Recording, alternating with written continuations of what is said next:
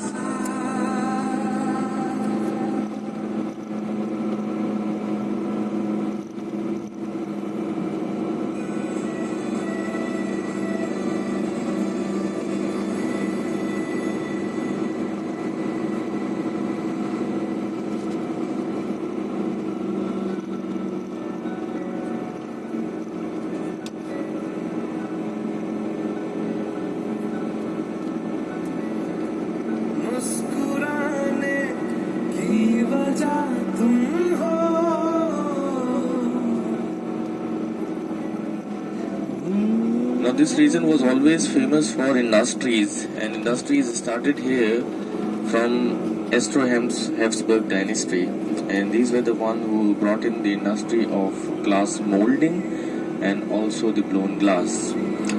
Since then this has become the trade center for the glass artifacts around the world. People around the world, they come here, they make their big orders, huge orders, and then the glass artifacts are supplied to the different part of the world.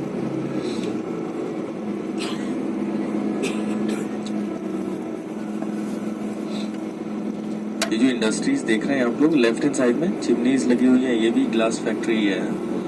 तो यहाँ पे काफी सारी glass factories है और ये पूरे area में ग्लास का काम होता है और ये काफी पहले चालू हो गया था। फ्रेडरिक द ग्रेट नाम सुना था आपने? फ्रेडरिक यस कल गए थे ना, तो फ्रेडरिक द ग्रेट के टाइम पे ये इंडस्ट्रीज चालू हुई थी और तब से ये एरिया पूरा ग्लास इंडस्ट्रीज के लिए फेमस है पूरी दुनिया में।